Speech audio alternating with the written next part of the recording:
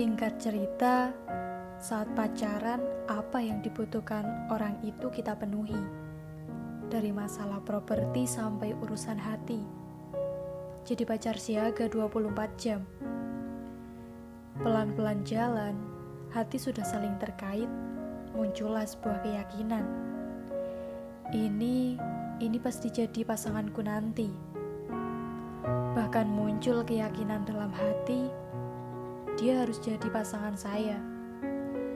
Kalau nggak sama dia, lebih baik mati. Dan Anda merasa dia adalah satu-satunya perempuan.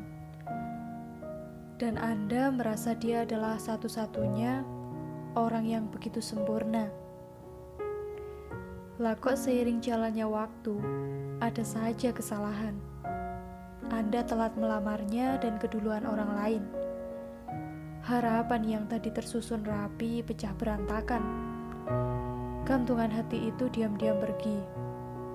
Anda hanya bisa meratapi. Kok bisa gini sih ya? Saya kurang apa coba? Bagaimana bisa?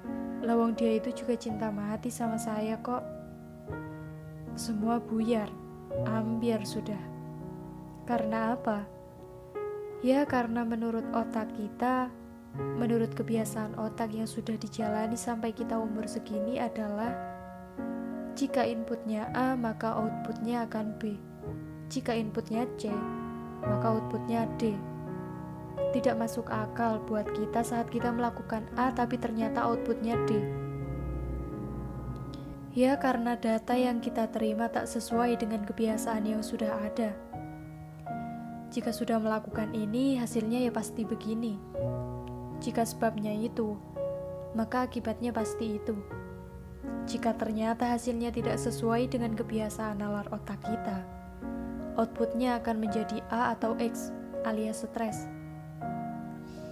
Hal inilah yang terjadi saat kita menggantungkan harapan besar kepada sesuatu yang tak kekal. Menggantungkan pada sesuatu selain Allah, termasuk menggantungkan pada usaha dan kerja yang kita lakukan. Hakikatnya, sebenarnya kita membatasi kuasa dan ketentuannya dengan keterbatasan prediksi yang ada dalam otak kita. Padahal, yang namanya otak itu serba terbatas.